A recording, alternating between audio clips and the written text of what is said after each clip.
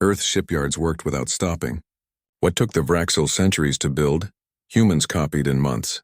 Not because humans were smarter, but because they were desperate, because they were angry, because they remembered Seoul and Beijing and every city the Vraxil had burned. 6 months after the first FTL ships launched, humanity had a fleet of 200 vessels. They weren't pretty, they weren't elegant, but they were fast and they were deadly. And they carried crews who fought like they had nothing to lose, because they didn't. Yuna stood on the bridge of Seoul's Revenge, now the flagship of humanity's fleet.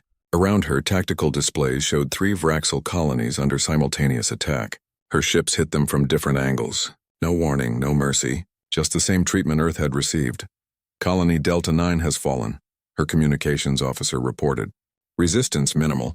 Civilian population evacuating. Let them go, Yuna said. We're not here for civilians. What about military personnel? Yuna's face showed nothing. No prisoners who fought in Earth's occupation. Check their service records against the database we captured.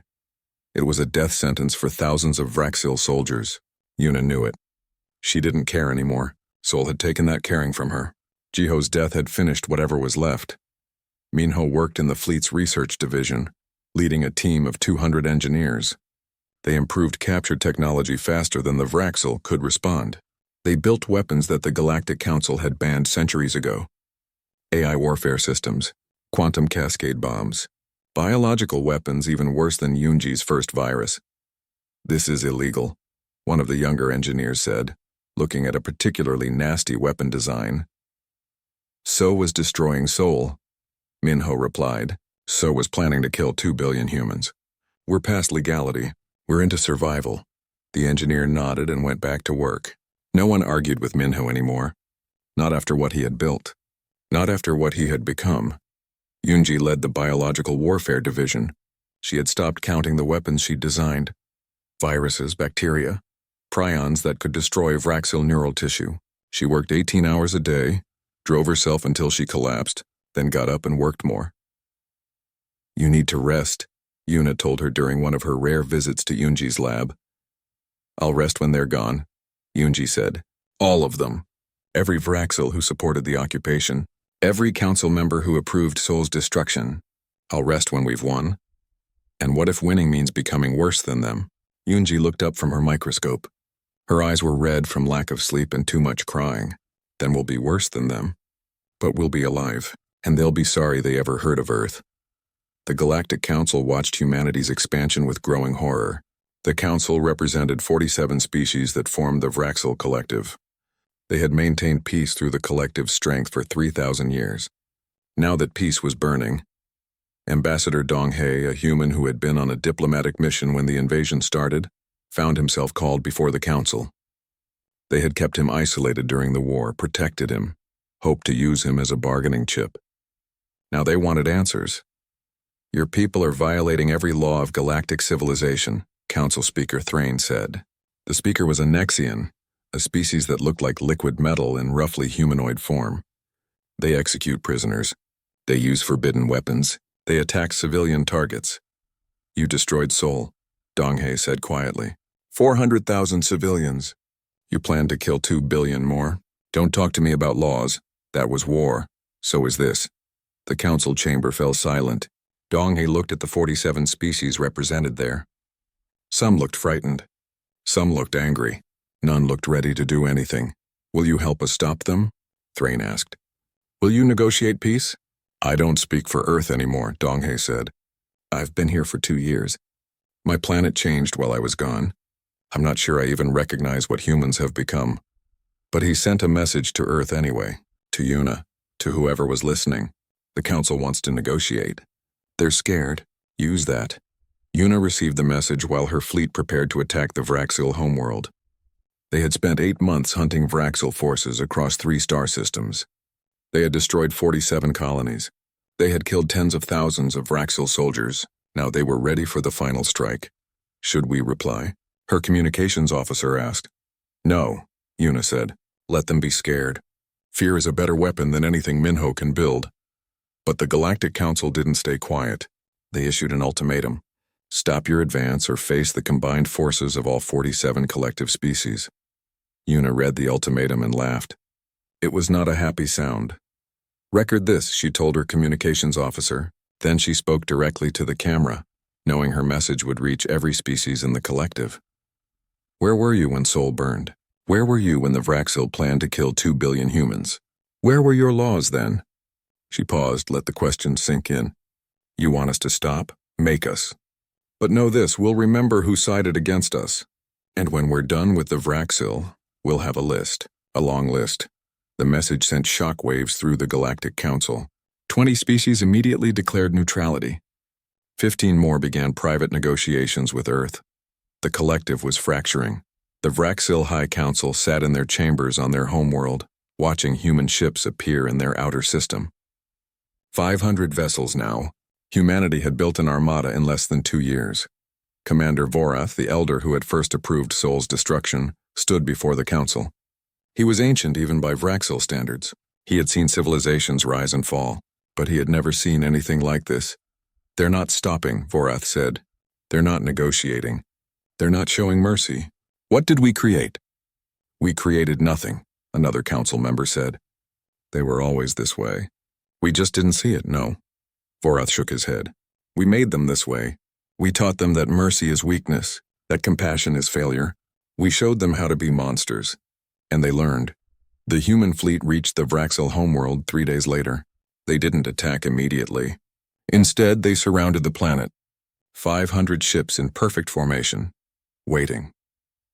Una stood on the bridge of Sol's Revenge and looked at the world below. 7 billion Vraxil lived there, the heart of the collective, the source of everything that had destroyed her world. "We could end them," Minho said beside her. He had come to the bridge for this moment. One quantum cascade, the whole planet gone in seconds. "I know," Una said. "Sol deserves that. Sol deserves justice, not revenge." Minho looked at his sister in surprise. "Since when do you care about the difference?" "Since I realized we're about to win." Una pulled up the tactical display. "If we destroy their homeworld, we're exactly what they said we are, monsters, primitives, animals. We already are those things. Maybe, but we don't have to stay that way."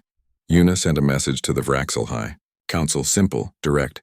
"These are our terms. The Vraxil Empire is dissolved. All military forces surrender. All war leaders face trial. You pay reparations for 200 years. You never come near Earth again. Accept, or we show you what Sol felt like." The High Council debated for 6 hours. Some wanted to fight, some wanted to flee. Commander Vorath finally stood and spoke. "We've lost. Not because they have more ships. Not because their weapons are better. We've lost because we created an enemy who won't stop. An enemy who remembers. An enemy who learned everything we taught them and used it better than we ever did." "Then we surrender?" a younger council member asked, horrified. "We survive," Vorath said. "That's all we can do now." The Vraxil surrendered the next day, unconditional, total. The empire that had lasted 3,000 years ended in a single transmission. But the Galactic Council wasn't done. They convened an emergency session and demanded Una attend. She arrived in a small shuttle accompanied only by Minho and Yunji. No weapons, no armor, just 3 humans who had changed the galaxy. Ambassador Donghae met them at the council station. He looked older than Una remembered. 2 years had aged him. "They're terrified of you," Donghae said. "All of them. You've broken something that can't be fixed." "Good," Una said. "Let them be terrified. Let them remember what happens when you push too far." She walked into the council chamber. 47 species watched her, some with fear, some with respect, some with pure hatred. Council Speaker Thrain spoke first. "You have violated every law of galactic civilization. You have committed war crimes. You have destroyed the peace we maintained for millennia."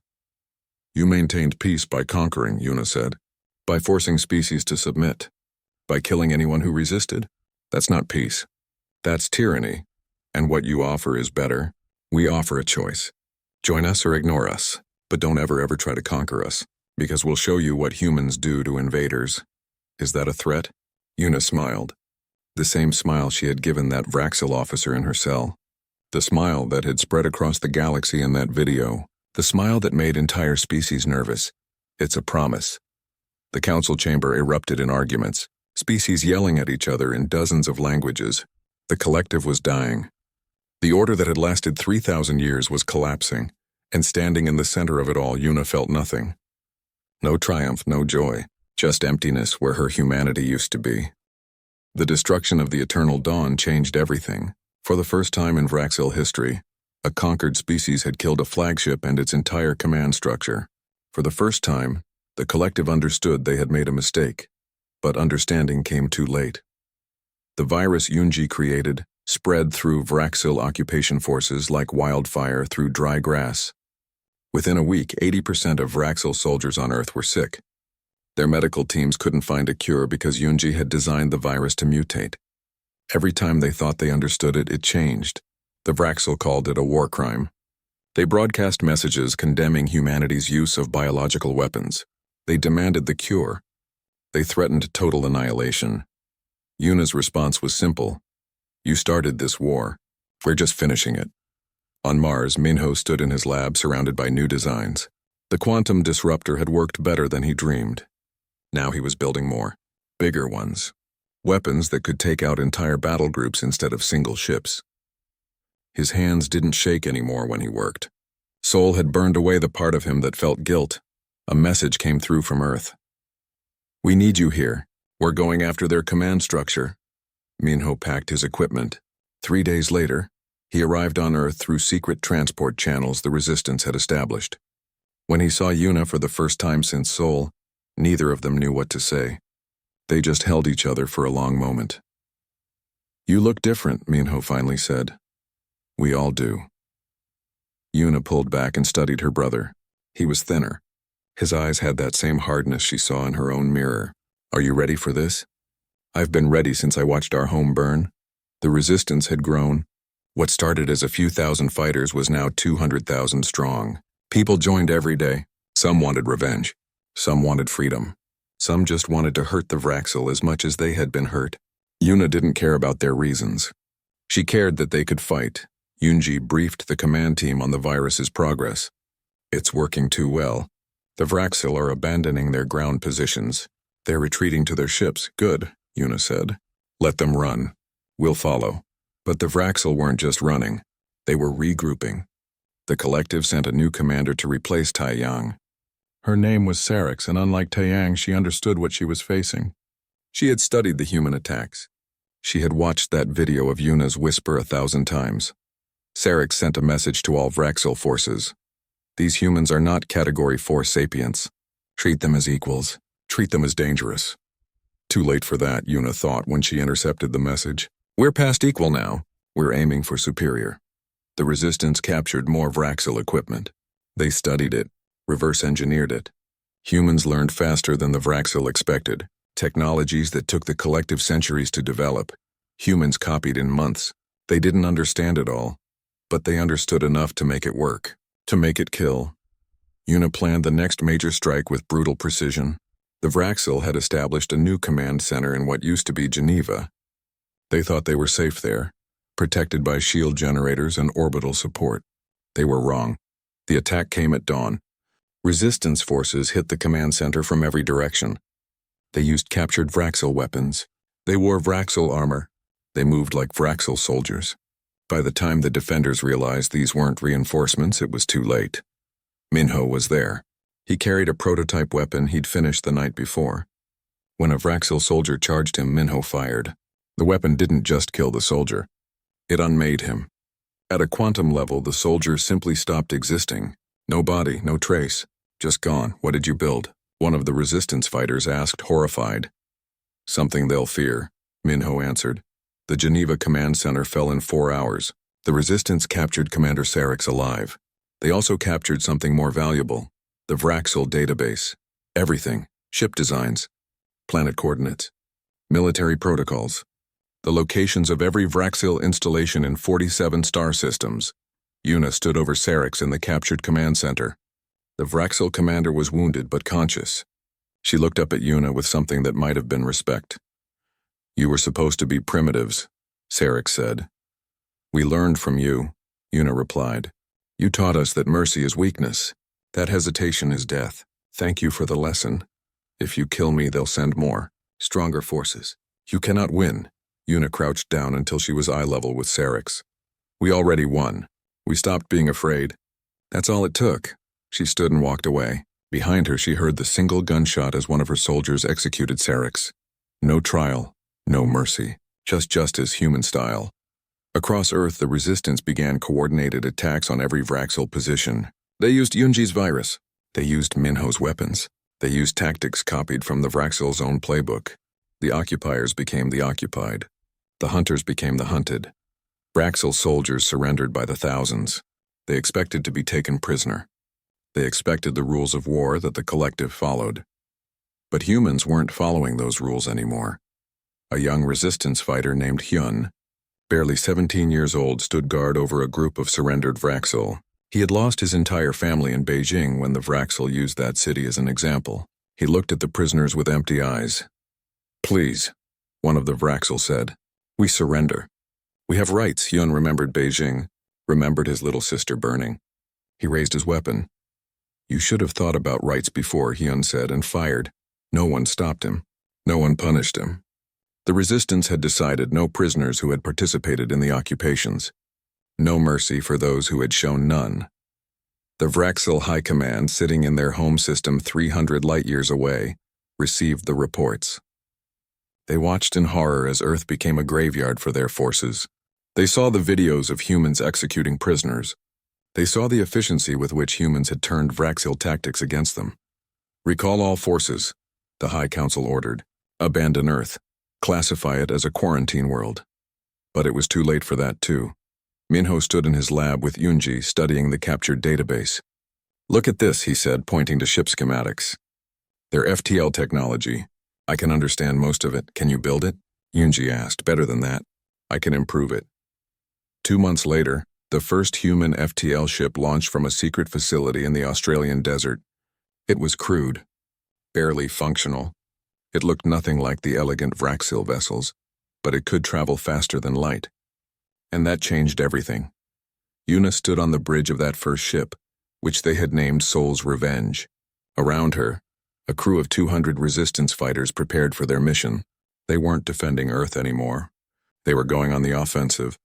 "Course laid in," the navigator said. "Target Vraxil Colony Outpost 7, 3 days at maximum FTL. All ships report ready," another officer added. They had built 12 FTL vessels in total. 12 ships crewed by humans who had nothing left to lose. Yuna thought about her grandmother, about Jiho, about everyone who had died because the Vraxil thought humans were too primitive to matter.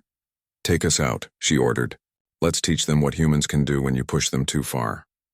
The Soul's Revenge jumped to FTL, and 11 other ships followed. They disappeared from Earth's sky like hunting wolves leaving their den. Back on Earth in the ruins of Geneva, a young Vraxil officer who had been left behind sent a desperate message toward the homeworld. His hands shook as he typed. "They're not stopping. They're not accepting victory. They're coming for you. God help us all, they're coming for you." The message took 3 weeks to reach the Vraxil homeworld. By the time it arrived, Outpost 7 was already burning. 12 human ships had appeared without warning. They had destroyed the colony's defenses in hours. They had shown the same mercy the Vraxil had shown Sol, none. The Galactic Council, which had ignored Earth's initial pleas for help, suddenly took notice. 47 species that made up the collective began to understand what they had created. They had pushed a species too far. They had turned victims into monsters, and now those monsters were hungry. Commander Vorath, the eldest member of the Vraxil High Council, watched the reports from Outpost 7. He was 300 years old. He had seen 1,000 battles. He had integrated dozens of species. But he had never seen anything like this. "What have we done?" he whispered. His aide didn't answer. There was nothing to say. They had invaded Earth. They had destroyed Sol. They had tried to break humanity. Instead, they had taught humans how to be ruthless, how to be efficient, how to wage total war without hesitation or mercy. The Vraxil had created their own nightmare, and it was coming for them with 12 ships and growing. The Vraxil Council met aboard the flagship Eternal Dawn to discuss what they called the human problem. Commander Taiyang stood before 7 council members, all high-ranking officers who had integrated dozens of worlds.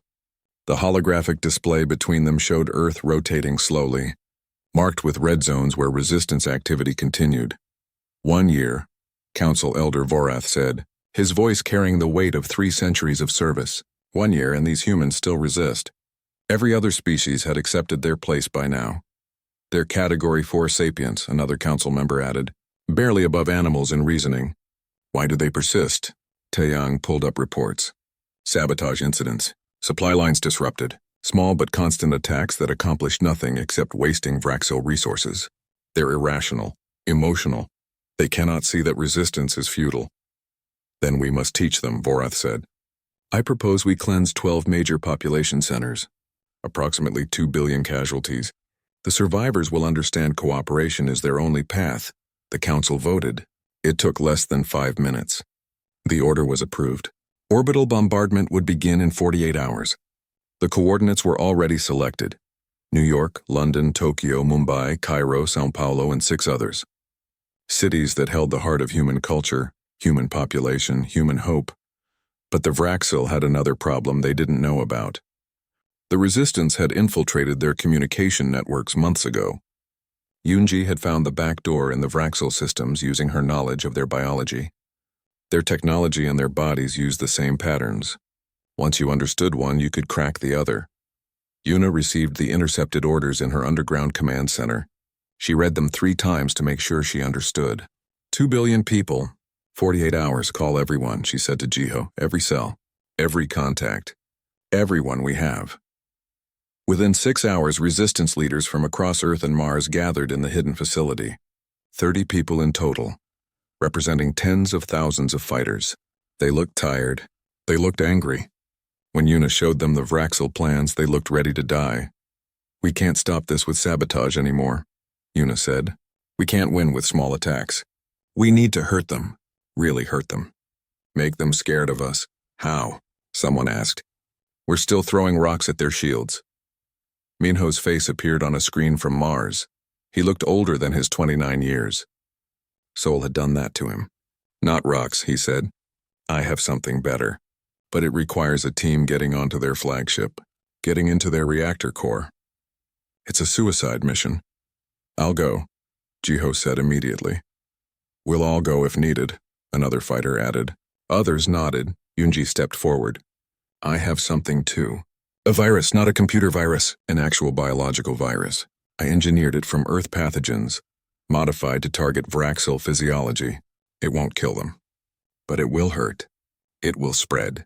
And it will show them they're not untouchable. Yuna looked at her people. These weren't soldiers from some army.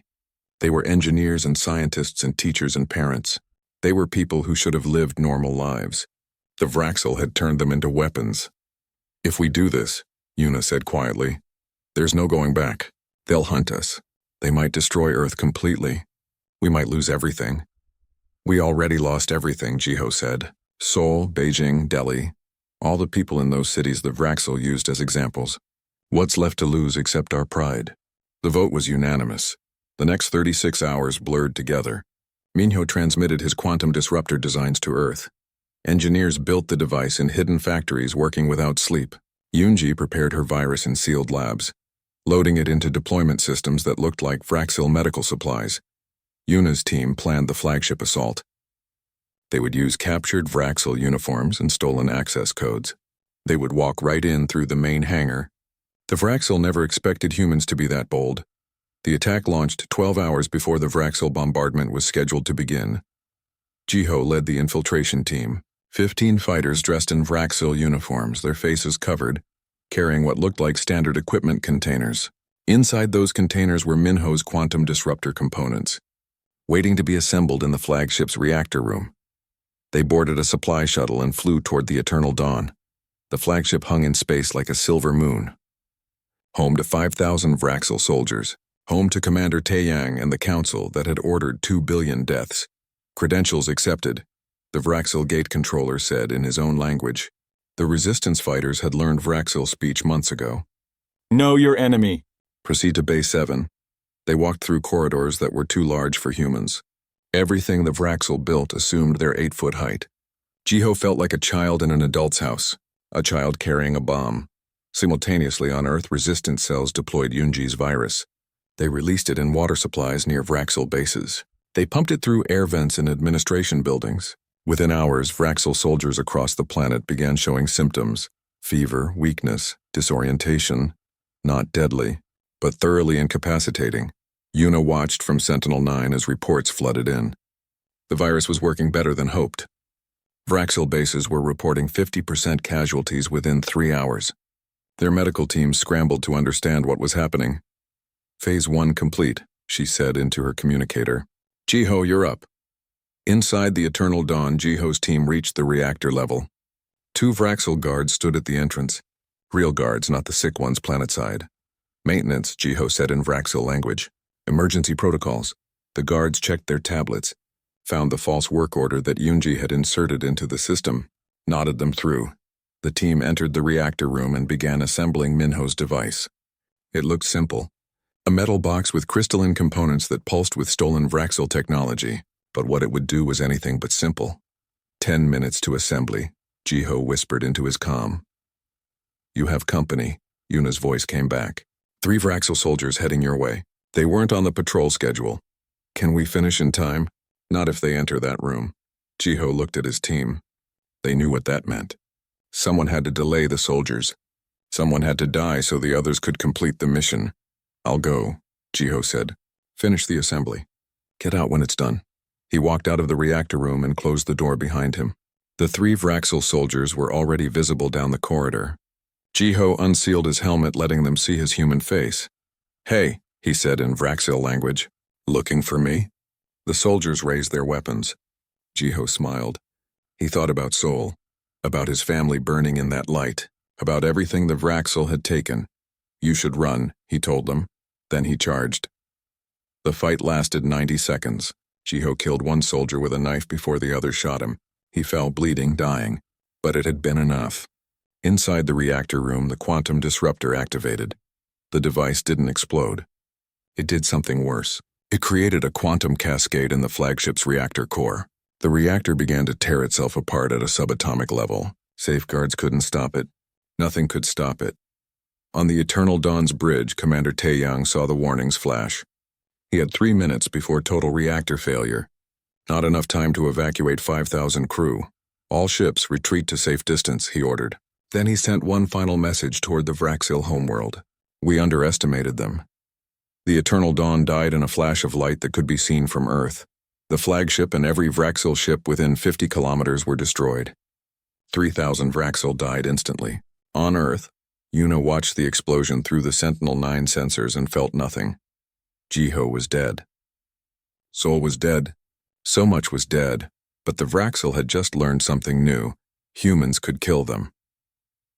Yuna left her command station and walked to the detention level. The Resistance had captured a Vraxil officer 2 days ago during a raid. He sat in his cell now, watching her approach with confused eyes. Why? The Vraxil asked. We offered you peace. We offered you a place in the collective. Yuna leaned close to the cell bars. When she spoke, her voice was barely a whisper. But the cell had cameras. The footage would spread. Later, every Vraxil in the galaxy would see this moment. You invaded Earth? She let the question hang in the air like smoke. The Vraxil officer stared at her, and in his eyes she saw the exact moment he understood. Understood that humans were not Category 4 sapients. Not animals to be trained. They were something the Vraxil had never encountered before. The Council had asked if humans could forgive. Yuna answered that question with her silence. With her smile. With everything she didn't say. Forgiveness required humanity. The Vraxil had tried to take that from them. Now they would learn what humans became when you stripped away their mercy. Everything changes. The weak don't stay weak forever. Sol would never forgive, and neither would Yuna. 6 months changed everything. The Vraxil called it benevolent integration, but Yuna had learned new words for it. Occupation, subjugation, slavery with prettier language. Earth's people were now classified as Category 4 sapients in the Vraxil system. It meant limited rights. It meant mandatory labor assignments. It meant humans couldn't travel freely, couldn't own certain technologies, couldn't gather in groups larger than 5 without permits. It meant watching alien soldiers patrol streets that had belonged to humanity for thousands of years. Sentinel-9 was still operational, but barely. The Vraxil had stripped it of weapons and filled it with their own personnel. Yuna remained as liaison officer, which meant she took orders and smiled when required. Jiho stayed with her. They both waited. They weren't the only ones. Below Earth's surface, in abandoned subway tunnels and forgotten military bunkers, the resistance grew. It started small. A few scientists here, some soldiers there. People who couldn't bend their knees even when logic said they should. Yuna made contact with them 3 months into the occupation. She used old military codes that the Vraxel hadn't found yet. She gave them information. Patrol routes, ship schedules, weak points. She never told Minho. Mars Colony was under lighter control and she wanted him safe. Let him stay out of this. Let someone in their family survive what was coming. But Minho had his own secrets. On Earth, Yuna met with her core group in a tunnel beneath what used to be Paris. There were 12 of them now. Jiho sat to her right, his face harder than it had been 6 months ago. Beside him was Yunji, a xenobiologist who had been studying the Vraxil medical data that the aliens so carelessly left unencrypted. "They're sloppy," Yunji said, spreading papers across the makeshift table. "They've conquered so many species that they don't believe anyone can threaten them. Their biosecurity is a joke. Can we use that?" Yuna asked. "Maybe, give me time." Yunji's eyes had dark circles under them. No one was sleeping much these days. The meeting ended as they always did, with small victories and smaller hopes. The resistance had sabotaged 3 supply shipments. They had killed 2 Vraxil soldiers. It felt like throwing pebbles at a mountain. Yuna returned to Sentinel-9 and found a message waiting from Minho. She opened it, expecting his usual check-in. Instead, she found schematics, weapon designs, mathematical equations that made her head hurt. "I'm not sitting still," Minho's message said. "I found something in their technology. I think I can reverse engineer it." "Don't tell me to stop." "I won't." Yuna stared at the screen. Her little brother, the idealist who used to dream about humanity joining the stars peacefully, was now building weapons. The occupation was changing all of them. She sent back, "Be careful. I love you." The destruction of Seoul happened on a Tuesday. A protest had formed in the city center. Just 50 people, mostly elderly, holding signs written in Korean and English. They weren't violent. They just stood there singing old songs about freedom and resistance, the kind of songs their grandparents had sung during other occupations. Yuna's grandmother, Nari, was among them. She was 83 years old and had survived wars, famines, and the collapse of 3 governments. She stood in the front row with a sign that read, "We will not forget who we are." The Vraxil commander on the ground, a junior officer named Vectis, called for the protesters to disperse. They didn't, he called again. They kept singing. Protocol said he should arrest them, process them through the legal system that the Vraxil had established.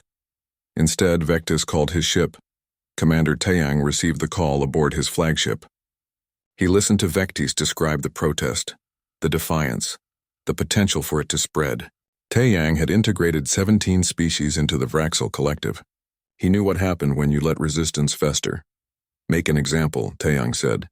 "These humans need to understand their place." The orbital strike lasted 17 seconds. The beam came from above, bright as a newborn sun. It carved through Seoul like a knife through paper. The city didn't explode. It simply stopped existing. Buildings became dust. Streets became glass. 400,000 people became memories. Minho watched it happen from Mars Colony. He was in his lab when the emergency broadcast came through. His screen showed the feed from a satellite still operational above Earth. He saw Seoul. He saw the light. He saw the crater where his home used to be. His grandmother had been there. His cousins had been there. His friends, his memories, his childhood, all gone. Minho sat down slowly. His legs wouldn't hold him anymore.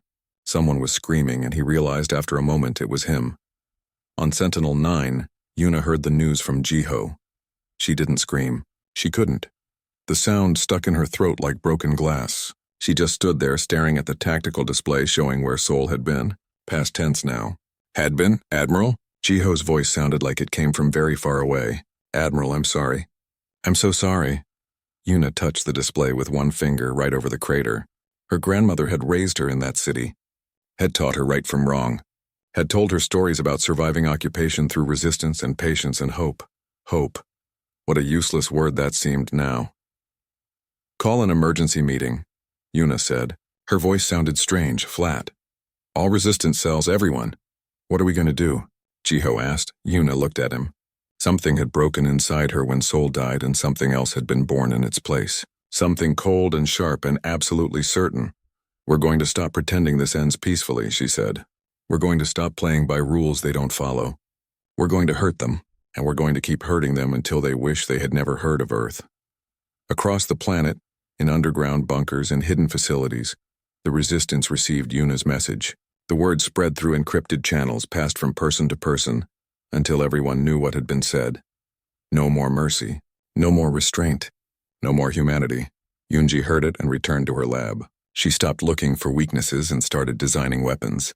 Biological weapons. The kind that the Geneva Convention had banned centuries ago. The convention didn't matter anymore. Nothing mattered except making the Vraxel hurt. On Mars, Minho wiped his eyes and stood up.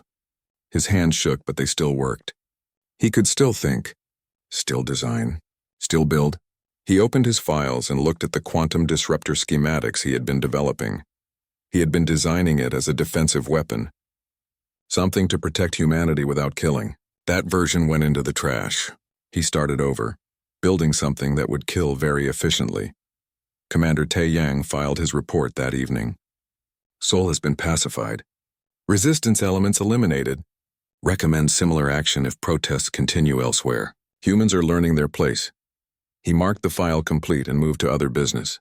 The destruction of a city was routine for the Vraxil. They had done it before. They would do it again if needed. It was simply how integration worked, but Taeyang made a mistake that night.